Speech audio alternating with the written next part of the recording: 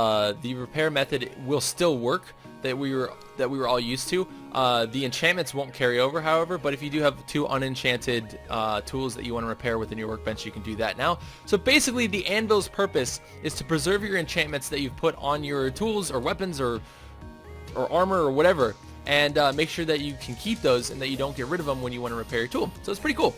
Alright, so let's go to the next thing. And that is that the anvils do have a property of they drop, so they're affected by gravity, much like gravel or sand.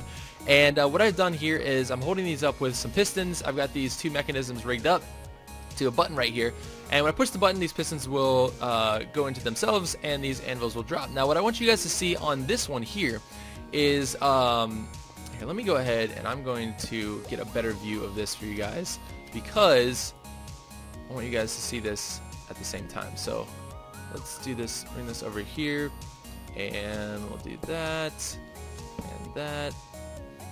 Alright, so what I'm gonna do, I'm gonna hit the button and these anvils will drop. Now when this anvil here hits this pressure plate, it's going to break and just sort of be a floating block, which will then obviously affect this redstone current, because the wooden pressure plate will be affected by it. So here we go. So those fall off. You can see the anvil was destroyed, and well, not destroyed, but came out of block form and is basically resting as a floating block on this pressure plate. And this anvil, what's interesting about this one is that when they fall, they sort of turn in midair. I don't really know how to explain it. Basically, you can see the anvil sort of pointing that way or that way, depending on which way you want to look at it. And when they fall, they flip, and now they're pointing the other way. It's not really all that important. Could very well be a bug. I don't know.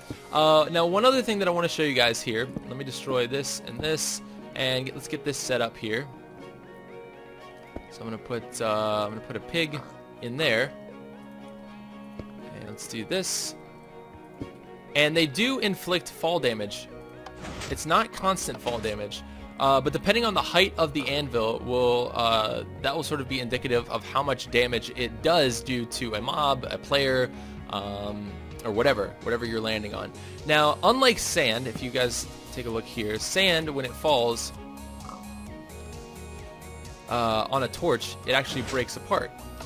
An anvil, on the other hand, because it's made out of iron and it's super heavy, is going to just completely crush this torch, and you're never going to be able to get that torch back. So that's kind of important to note, I guess, as well. Let's get you out of here, pig. And by out of here, I mean killing you. So those are sort of the properties of the anvils that I wanted to show you guys.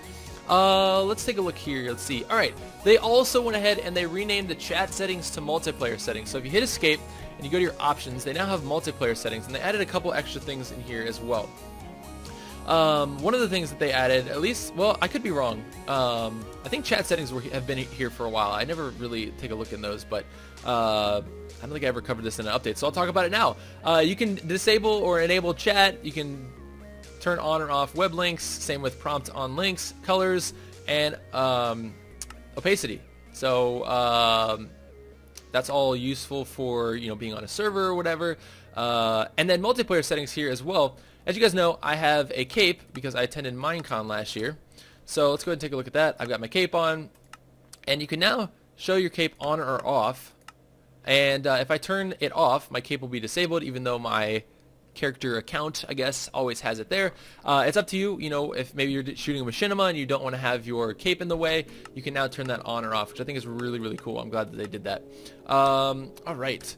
So let's see here. The next thing is they've added a couple tweaks to debugging, and this one is actually really cool because it can sort of show you the life of your item. What I'm going to do here is I'm going to pull out a use